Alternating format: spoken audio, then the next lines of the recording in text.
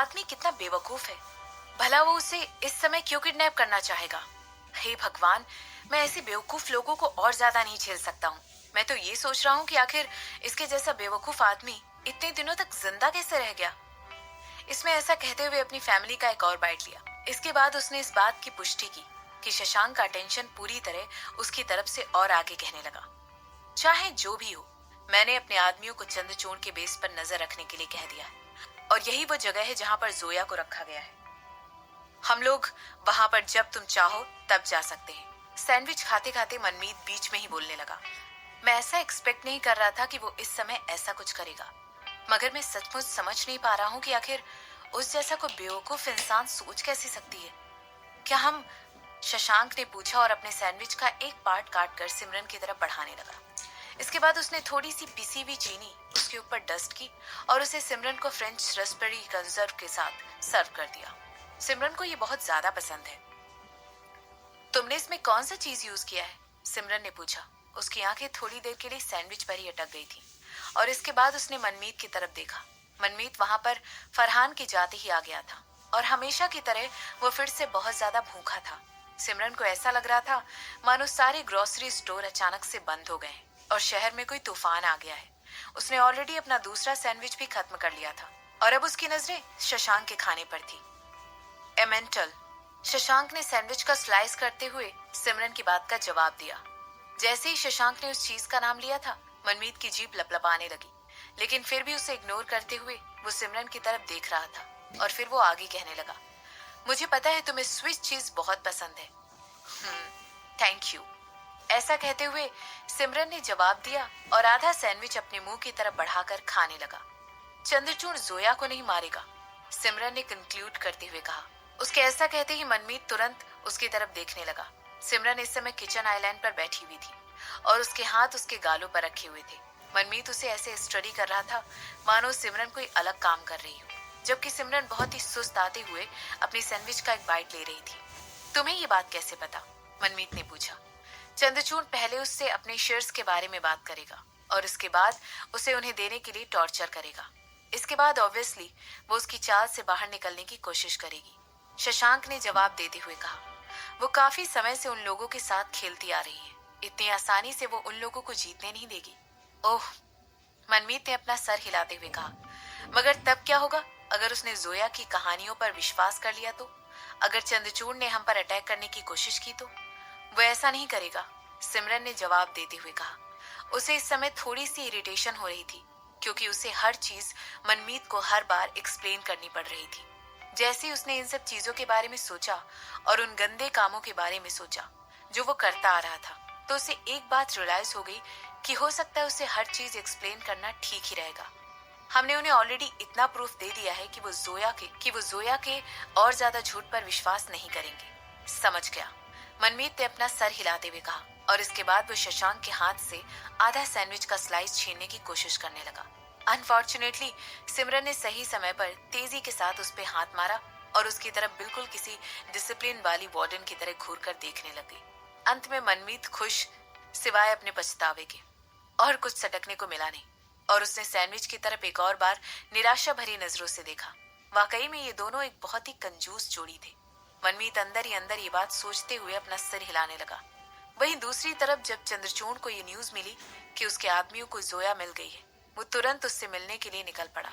Board meeting होने ही वाली थी और सेक्सुअल असॉल्ट के चार्जेस की न्यूज भी, जो कि चंद्रचूड़ के खिलाफ फाइल की गई थी, ऑलरेडी कुछ प्रोमिनेंट लोगों के कानों तक पहुंच चुकी थी। वो उस औरत को इस तरह खुला घूमते हुए छोड़ नहीं सकता था कि वो और ज्यादा ऐसे सीन क्रिएट करे जिसकी वजह से उस पर नेगेटिव इम्पैक्ट पड़े। इसके अलावा वो उस औरत को टॉर्चर करने के लिए इंतजार कर रहा था और उसे तब तक टॉर्चर करने की प्लानिंग कर रहा था जब तक वो इन चीजों की डिटेल इसके साथ शेयर नहीं कर देती है कि उसने अपने भाई को और उसकी बेटी को कहाँ छुपा कर रखा है। चंद्रचूड़ के दिमाग में जो इकलौती चीज उस गुस्से की वजह से घूम रही थी, वो थी जोया की फैमिली को उसके ही सामने मारना। ये उसका जोया की उसकी फैमिली को इतने सालों तक मैनिपुलेट करने के लिए बदला होता। ऑफ कोर्स उसकी इतनी ज्यादा नफरत इस बात से उभर कर सामने आई थी कि उसे इतने सालों तक यूज किया जा रहा था और अंडर एस्टिमेट किया जा रहा था, और वो भी उस औरत के हाथों जिसे वो हमेशा अपने नीचे समझता था। उसका गुस्सा इस बारे में नहीं था कि उस औरत ने उसके पिता को भी मैनिपुलेट किया था या फिर उसकी कपूर फैमिली को बर्बाद करने की कोशिश भी की थी, लेकिन उसका गुस्सा इस बात पर ज्यादा था कि इस औरत ने वाकई में उसे बेवकूफ बनाने की कोशिश की। उसे लग रहा था कि जोया इतनी स्मार्ट कैसे है कि वो इतने सालों तक उसे बेवकूफ बना पाई। इस समय सिर्फ और सिर्फ अपने बारे में और अपने बदले के बारे में सोच रहा था। इसके अलावा जोया ने उसकी कंपनी के बहुत सारे शेयर्स अपने नाम कर लिए थे। वो प्लान कर रहा था शेयर्स को उससे तुरंत वापस ले ले और अपने तक रखे, उससे पहले कि उसके बड़े भाई चंद्रशेखर इस सीन में आ गए। अपने हाथों में 40% शेयर्स के साथ चंद्रशेखर के लिए उसे गद्दी से हटाना बहुत ज्यादा मुश्किल हो जाएगा। अगर सिमरन भी उसके बगल में आकर खड़ी हो जाए तब भी वो ऐसा नहीं कर सकता था। बेवकूफी की कोई भी सीमा नहीं होती है। जोया ने मजाक उड़ाने वाली आवाज में वो पहली चीज थी जो उस रूम के अंदर घुसते हुए चंद्रचूड़ से कही थी। चंद्रचूड़ का फेस बिल्कुल इस बात से प्रोवोक होने की वजह से गहरे रंग का हो गया था। क्या तुम मुझे बेवकूफ कह रही हो? चंद्रचूड़ ने अपने सामने बैठी हुई उस औरत से पूछा, जिसको इस समय चेन से बांध कर रखा गया था। चाहे तुम कितने भी स्मार्ट क्यों ना हो, तुम कभी किसी को ये यकीन नहीं दिला सकते हो कि वो कमीना है। जोया ने ऐसा कहते हुए धीरे से रिग्रेट किया कि उसने अपने भाई की एडवाइस क्यों नहीं मानी और चंद्रचूड़ को जल्दी से जल्द ठिकाने क्यों नहीं लगवा दिया। उसे लगा था कि उसके भाई को पता था कि बेवकूफ आदमी बिल्कुल किसी अर्थक्वेक की तरह ही अनप्रेडिक्टेबल होता है। हाँ, तुम्हारा मुझे इस तरह बेवकूफ बनाना बिल्कुल वैसा ही है जैसा कि कढ़ाई किसी तवे को काला कहे। अगर तुम्हें लगता है कि मैं बेवकूफ हूँ तो फिर मैं इस समय अपने हाथों में चैन बांध कर क्यों तुम्हारी जगह बैठा हुआ नहीं दिखाई दे रहा हूँ। ऐसा कहते हुए टेढ़ी मुस्कान के साथ चंद्रचूड़ ने जोया की तरफ देखा और इसके बाद उसका गुस्सा उफान मारने लगा। जैसे ही उसे जोया के चेहरे पर एक शांत एक्सप्रेशन दिखाई दिया, वो बहुत ज्यादा इरिटेट हो गया। अपने दिमाग में कुछ सोचते हुए उसने एक बार अपने आदमियों की तरफ देखा और उन्हें आगे आने के लिए इशारा किया। जला दो इस औरत को। ऐसा कहने के बाद उसने अपने एक आदमी को वहां से जाने के लिए कहा और उसे सारा इंतजाम करने के लिए कहा। इसके बाद उसने अपनी नजरें अभी भी शांत बैठी हुई जोया पर डाली और सरप्राइज होते हुए पूछने लगा, क्या तुम्हें अब भी डर नहीं लग रहा है? उसके एक्सपेक्टेशंस के बिल्कुल विपरीत जोया ने इन शब्दों को सुनकर अपनी एक पलक तक नहीं झपकाई और फिर वो बेबाक होकर कहने लगी, मुझे जरा सा भी आश्चर्य नहीं है कि सिमरन ने तुम्हें मेरे खिलाफ क्यों चूज किया है। तुम्हारी बेवकूफी की तो कोई हद ही नहीं है। तुम ऐसा कहते हुए चंद्रचूड़ ने तुरंत अपने गुस्से पर काबू करने की कोशिश की और वो जोया की तरफ घूरकर देखने लगा और कहने लगा, वो तुम हो जो बेवकूफ हो, क्योंकि तुम ऐसा सोचती हो कि जो कुछ भी तुमने मेरे साथ किया है उसके बाद भी तुम मेरा इस्तेमाल कर सकती हो। और तुम इतने बेवकूफ हो कि सिमरन के थ्रू इतनी आसानी से मैनिपुलेट हो गए। जोया ने अपने मुंह से जहर उगलते हुए कहा, तुम्हें अभी भी ये बात समझ में नहीं आ रही है कि उसे क्या चाहिए? हम लोगों को एक दूसरे के खिलाफ भड़काकर एक दूसरे को मारने पर मजबूर कर देना चाहती है वो, और खुद पीछे हटकर तमाशा देखना चाहती है। अपना मुंह बंद करो नापाक औरत। ऐसा कहते हुए चंद्रचूड़ की मूवमेंट्स इतनी ज्यादा तेज नहीं थी, मगर आगे जो कुछ भी हुआ उससे जोया ने एक्सपेक्ट नहीं किया था कि वो वाकई में उसे हिट करने वाला है। एक जोरदार थप्पड़ की आवाज उस पूरे रूम में गूंज उठी और इसके बाद एक बहरा कर देने वाली खामोशी वहां पर छा गई। और इसके बाद जोया चंद्रचूड़ की तरफ ना विश्वास कर देने वाली आंखों से देखने लग गई। उसने वाकई में उससे चोट पहुंचाई थी। उसके अंदर इतनी हिम्मत कहां से आ गई थी कि उसने अपना हाथ उसके ऊपर उठा दिया। इस जोया के लिए वाकई में एक सरप्राइज ही था।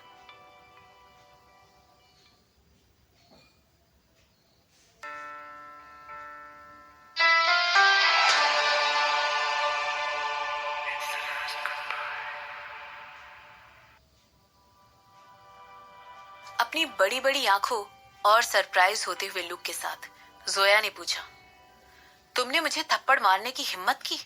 एक जोरदार आवाज के साथ अपने लाल चेहरे और गुस्से की झलक के साथ जोया ने पूछा। और मैं ऐसा क्यों नहीं करूंगा? चंद्रचूड़ ने बदले में सवाल करते हुए कहा, तुम्हें लगता है तुम्हारे दया से भरे हुए चेहरे का काम मुझ पर अब भी चलेगा? सपने देखना बंद करो। ये तुम्हारा मुझे अंडर एस्टिमेट करने का नतीजा है। तुम वाकई में एक बेवकूफी से भरे हुए। जोया ने कहा, किससे भरा हुआ?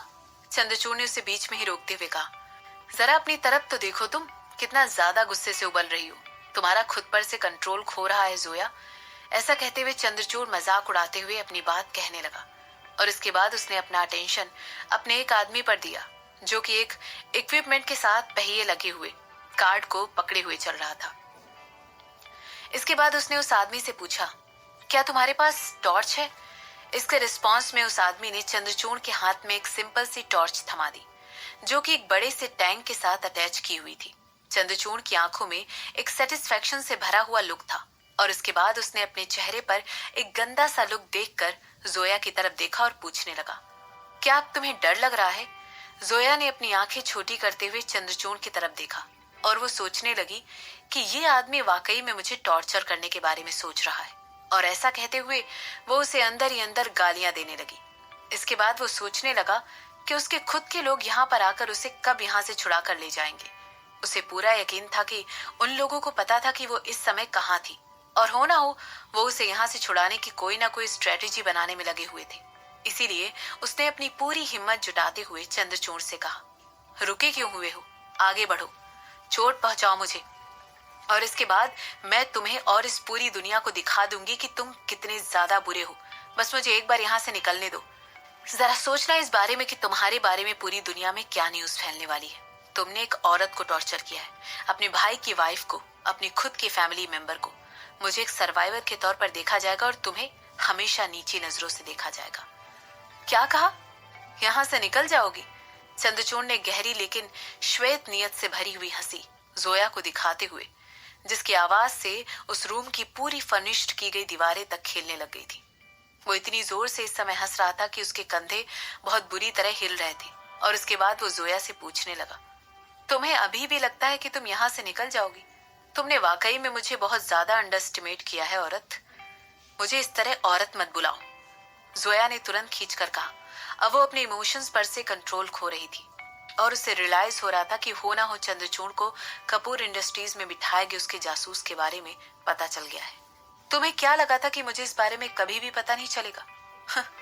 ऐसा कहते हुए चंद्रचूड़ एक बार फिर से हंसने लगा और अपनी सीट से उठकर खड़ा हो गया और कहने लगा, आह, तुमने मुझे एक बार बेवकूफ बनाया है और मुझे खुद पर शर्म आ रही है, लेकिन तुम मुझे दोबारा बेवकूफ बनाओगी। तुम्हें शर्म आनी चाहिए। मैं तुम्हें एक या दो बार नहीं, 1000 से भी ज्यादा बार बेवकूफ बनाया है। चंद्रचूड़ कपूर, ये तुम्हारे लिए शर्म की बात है। ये हमेशा से तुम्हारी और कपूर फैमिली की ही बात थी, जोया ने बताया। चुप हो जाओ। ऐसा कहते हुए चंद्रचूड़ ने तुरंत अपने हाथों से उसे रुकने का इशारा किया और उसकी तरफ तेजी से चलकर जाने लगा। इस समय उसके हाथ में एक टॉर्च थी, एक ऐसी टॉर्च जिसे वेल्डिंग के लिए यूज करते हैं। और फिर वो कहने लगा, अपनी बकवास बंद करो। सरप्राइजिंगली जोया उसकी ये बात सुनकर तुरंत चुप हो गई। इसके बाद वो घर की तरफ देखने लगी और फिर उसकी नजर उसके हाथ में पकड़े हुए इक्विपमेंट की तरफ पड़ी। पता नहीं किस वजह से, लेकिन उसे अभी भी यकीन नहीं हो रहा था कि चंद्रचूड़ उससे चोट पहुंचाने वाला था। शायद उसे अपनी दूसरों को मैनिपुलेट करने वाली काबिलियत पर कुछ ज्यादा ही कॉन्फिडेंस था। वो लोगों को इतने सालों से मैनिपुलेट करती आ रही थी कि मुझे लगा था एक बार फिर से चंद्रचूड़ को बेवकूफ बनाना बहुत ही आसान होने वाला है। जब तुम और बटलर अचानक एक ही दिन गायब हो गए थे, मैंने तुरंत अपने लोगों को कपूर इंडस्ट्री में लगे हुए सारे एम्बुलेंस का बैकग्राउंड चेक करने के लिए कहा। और गेस करना चाहोगी? चंद्रचूड़ ने कहा। इस समय उसकी आवाज में जोया के लिए पूरी तरह मजाक भरा हुआ था। तुम बहुत ही ज्यादा बोल दो कि तुमने हमारे ऑफिस में अपने जासूस बिठा कर रखे हुए, और वो भी बिल्कुल मेरे पिताजी की नाक के नीचे। जोया, तुम वाकई में बहुत स्मार्ट हो, कुछ ज्यादा ही स्मार्ट। और ये बात तो मैं तुम्हारे बारे में बिल्कुल मान जाऊंगा, लेकिन कितनी बुरी बात है ना। स्मार्ट होना ही काफी नहीं होता है। मेरा मतलब है, मेरे भाई को ही ले लो। तुम? ऐसा कहते हुए जोया की आंखें बड़ी हो गई और उसे विश्वास नहीं हो रहा था कि चंद्रचूड़ को उसके बूढ़े मिस्टर कपूर के साथ लगाए गए जासूसों के बारे में कैसे पता चला। तुमने उस औरत योग्यता के साथ क्या किया? जोया ने पूछा। योग्यता एक दूसरी औरत थी जो कपूर ग्रुप की क्रूरता की शिकार हुई थी, बिल्कुल जोया की तरह है। वो कई सालों से कपूर ग्रुप के लिए काम करती आ रही थी। योग्यता उनके कॉर्पोरेट लोगों में से एक थी जो कि बूढ़े मिस्टर कपूर के बहुत ज्यादा करीब थी। अब क्योंकि योग्यता भी कंप्यूटर्स के साथ बहुत ज्यादा अच्छी थी, इस जोया को सारी इंफॉर्मेशन देने के लिए रिस्पॉन्सिबल थी। इसके अलावा लोगों के ओपिनियन को एक दिशा से दूसरी दिशा में भटकाने के लिए और उन्हें अपना ऑर्डर फॉलो करवाने के लिए बहुत अच्छी थी। उसकी ये काबिलियत शेयर होल्डर्स को अपने सारे स्टॉक्स को जोया को बेचने के लिए कन्विंस करने के लिए भी बहुत काम आई थी। योग्यता ने इस बात की भी पुष्टि की थी कि वो सिमरन को यहाँ से कहीं बाहर नहीं जाने देगी और मिस्टर यूने को अपनी बिल्डिंग करने में धमकाने नहीं देगी। योग्यता जब जोया की राइट हैंड वुमेन बन चुकी थी, उन लोगों ने साथ में बहुत सारी प्लानिंग और प्लॉटिंग की थी। यहाँ तक कि कुछ समय पहले वो इस बात को लेकर कॉन्फिडेंस थी कि योग्यता कपूर खानदान के आदमियों के डिवाइसेस में हैकिंग करने में बहुत ज्यादा महारत हासिल कर चुकी है और हो सकता है वो अपनी इस कला का इस्तेमाल करते हुए उसकी काफी मदद कर सके। मगर अब तुमने योग्यता के साथ क्या किया? जोया ने अपने चेहरे के उड़े हुए रंग के साथ ये सवाल किया था। उसने चंद्रचूड़ के बोलने के तरीके से ही भांप लिया था कि ये बहुत ऑब्वियस है कि वही उसके भाई के देश को बुरी तरह जलाने के लिए जिम्मेदार है। तुम तुम ही उन लोगों को मुझसे दूर लेकर गए हो ना? वो तुम ही हो ना जो उन लोगों को दूर ले गए हो? नफरत की भावना तुरंत उसकी आंखों में उभर कर दिखाई देने लगी। पहले उसे कुछ भी बोलने की जरूरत नहीं थी और वो अपने भाई के बारे में कुछ भी मेंशन नहीं करना चाहती थी, क्योंकि कहीं ना कहीं उसे डर था कि चंद्रचूड़ इन सब चीजों के लिए रिस्पॉन्सिबल नहीं है, और अगर वो उसे कुछ बता देगी तो इससे वो सिर्फ और सिर्फ उसे उन फैमिली मेंबर्स के बारे में इन्फॉर्म कर देगी जिन्हें वो कब का मरा हुआ मान चुका है।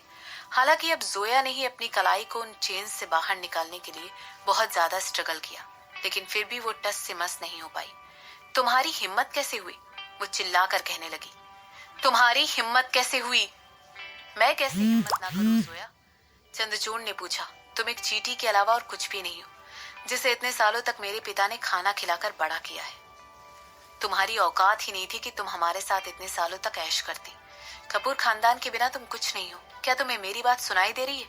तुम सिवाय एक चींटी के हो ही क्या? तुम्हारा डंक जरूर जहर से भरा हुआ है, लेकिन बहुत ही छोटा है। तुम बहुत छोटी हो। तुम हमें नीचे लाने के लिए काफी नहीं हो। ऐसा कहते हुए एक टेढ़ी मुस्कान के साथ चंद्रचूड़ ने अपने आदमियों को इंस्ट्रक्शंस दी कि उसके हाथ में जो डिवाइस है उसे टर्न ऑन कर दे। एक अलग ही बजिंग साउंड आने लगा और उस पूरे रूम को अपनी खतरनाक आवाज से भरने लगा, और धीरे धीरे चंद्रचूड़ जोया की तरफ एक पागलपन वाले लोभ के साथ बढ़ने लगा। 20 सालों से भी ज्यादा के लिए जोया ने उसे अपने हाथों में एक कठपुतली की तरह लेकर नचाया था। अब उसकी बारी थी। कहाँ गया तुम्हारा वो करामाती दिमाग? ऐसा कहते हुए चंद्रचूड़ जोया का मजाक उड़ाते हुए अपने हाथों में उस डिवाइस को लेकर जोर जोर से हंसने लगा, और फिर जोया की तरफ देखकर घूरने लगा। जो आग इस समय डिवाइस से निकल रही थी वो जरा भी डरावनी नहीं दिखाई दे रही थी। ऐसा नहीं लग रहा था जैसे वो किसी को जलाने के लायक थी। हालांकि पूरे टाइम यही उसका मेन पर्पस था। वो वाकई में जोया को मारना चाहता था, सच में। मगर पहले वो उसे तड़पाना चाहता था, उसे दर्द में देखना चाहता था। अब चलो काम की बात करते हैं। ऐसा कहते हुए वो जोया को देखकर स्माइल करने लगा और आगे कहने लगा। मेरे पास कुछ शेयर के ट्रांसफर एग्रीमेंट है जिनमें लिखा है कि तुम अपनी मर्जी से मुझे ये सारे शेयर दे रही हो और इन्हें मेरे नाम कर रही हो। इन्हें साइन करो, वरना मैं तुम्हें 30 मिनट के अंदर मार डालूंगा। अगर तुमने ऐसा नहीं किया तो मुझे पता है तुम सोच सकती हो कि तुम्हारे साथ क्या हो सकता है। क्या तुम सोच सकती हो जानेमन?